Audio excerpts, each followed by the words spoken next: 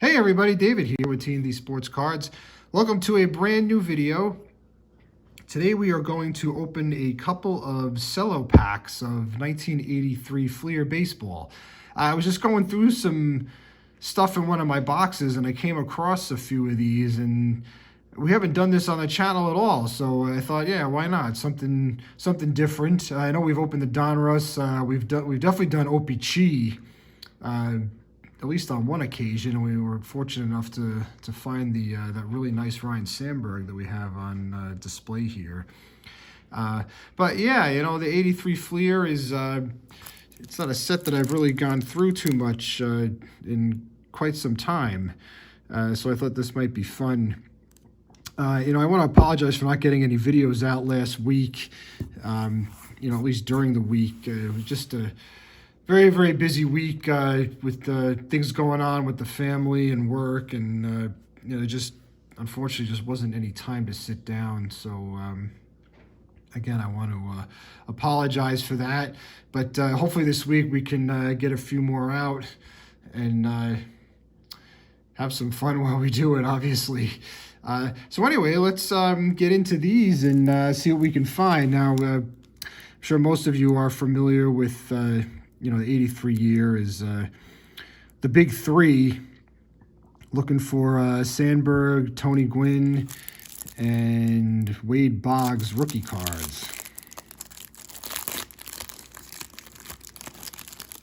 I think we get a good amount of cards in these packs too. What is it? Does it say on here? 28 cards. So that's pretty good, and there's no gum to ruin them either. We have at least one sticker, a couple of stickers in the middle here. That's what it looks like. Oh, we got a Met sticker. That's always fun. Are they sticking together? Oh, that's coming right off. These are really sticking together here. But you know what? Better than gum sticking to the card. So I'm not terribly upset about it. All right, so we're going to start off with Rupert Jones, and Fleer was the first, to my knowledge, to do the stats up and down as opposed to you know, going, you know, having to turn the card and look at them that way. I know the Donruss like to do recent stats, and the thing I liked about Fleer is that they would put the full careers on the cards. And our next one here is Hall of Famer Dennis Eckersley during, obviously, his time with the Red Sox. This is before he became one of the best closers in the history of the game.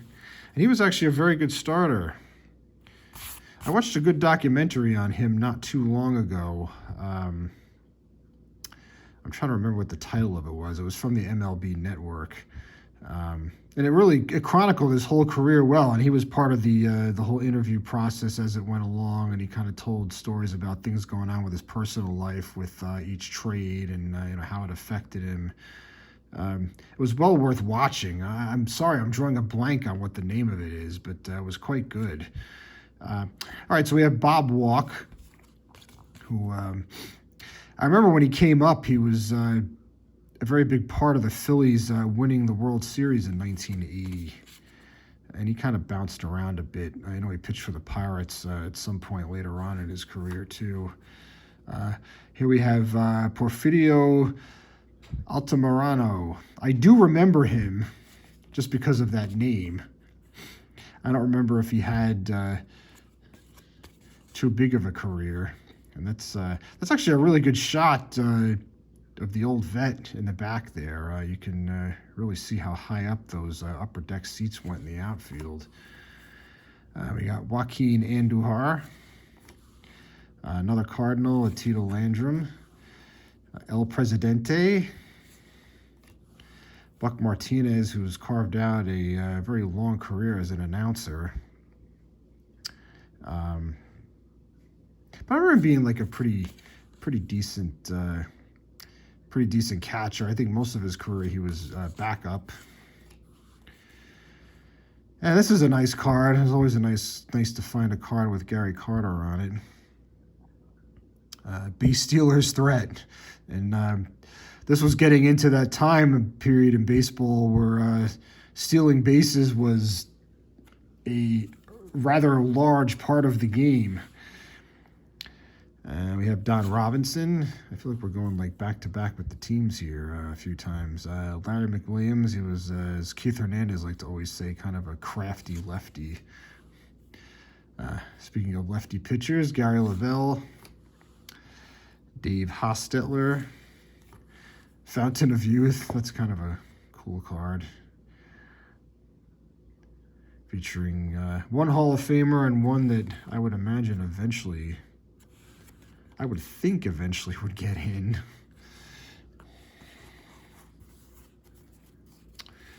And next we have Larry Christensen, Dave LaRoche, whose son has played in the major leagues. We have Ken Griffey Sr., Rick Dempsey, Jim Clancy, and we have an Indians checklist. There's probably a different team on the back too. Yeah, I did remember that from Fleer. That's actually probably a good idea. It's use the other cards in the checklist for something maybe a little more meaningful. Jack O'Connor, John Pasella. The thing I remember about him is his hat would fall off. At least when he pitched for the Mets, his hat would fall off. And I think he actually was pitching for the Mets in '83. No, it was before that. I apologize. And his hat would come off during his delivery. Jim Wolford, John Butcher. We have another checklist here, and this one has the Yankees on the back.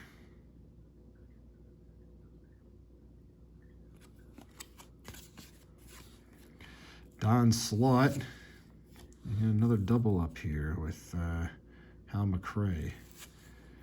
And Terry Kennedy. This is actually like the first, I want to say this is like the first real action shot that we found in here. Almost every one of these have been poses. Unless I'm missing something here. Yeah, these are all just kind of like stills or kind of candid shots. All right, so we'll move on to our next pack.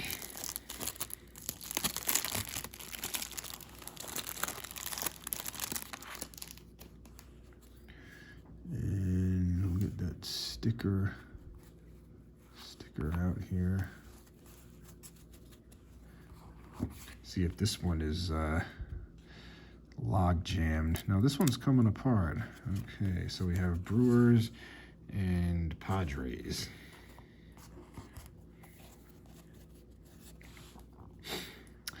So we're going to start off with Charlie Lee. And we have Wallace Johnson. Again, a double up. Two Expos. Are we going to get two Padres? No, we're not. We got Gene Richards. Wayne Gross. This is kind of a cool card. Home run threats. Ben Ogilvy. He was a big home run hitter for a number of years.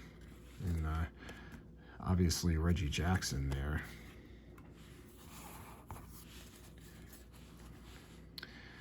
And we have Tom Niedenfuer, and another double up here with Greg Brock. Jim Cott, who recently did get into the Hall of Fame. Wow, look at that ESPN microphone. That's really cool. That is cool, seeing the old ESPN. All right, we got some double up here because we got two Hall of Famers in a row with Dave Winfield. Mike Moore was actually a pretty good pitcher, especially when he moved on to the Athletics in the late 80s, early 90s. He had a couple of really big seasons with the Athletics and helped them win the World Series in '89. Bert Roberge, Randy Moffett, another two in a row there. Mike Easler, he was a pretty good slugger. Mickey Hatcher. We have Dan Meyer. And we have a team card. Tigers and Pirates. Elias Sosa. 2 Tigers in a row. Mike Ivy. Hey, there's a nice one.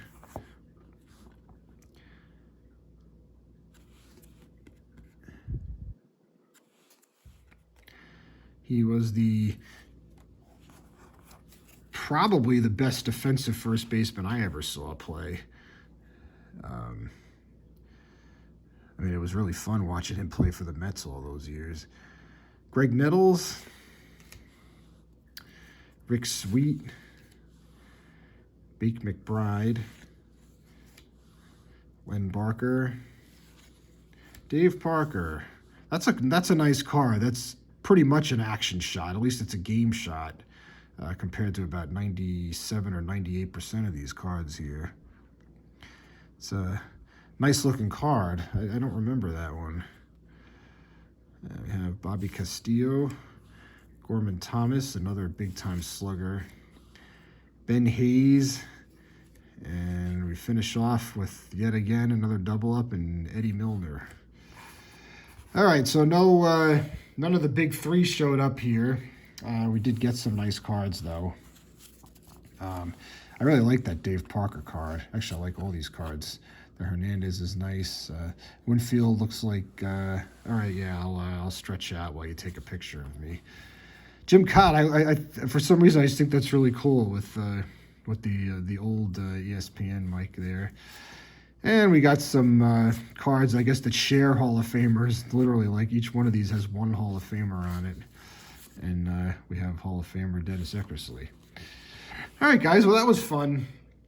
I definitely enjoyed that. Like I said, it's the first time I've done these on the channel, and it's probably the first time in, it could be almost 40 years that I've opened these cards. I want to thank you for joining us. If you're new to the channel, we would love it if you would subscribe and follow along. It helps support the channel, and we greatly appreciate that. So we will be coming to you. The plan is, again, to have our next video on Friday. It's actually like the way my schedule works out. When I do have days off, they tend to be Tuesdays and Fridays. So those will be perfect days to bring new videos. So we look forward to doing something on Friday. And, you know, guys, enjoy your week. Enjoy your Tuesday. And thanks for watching. Take care.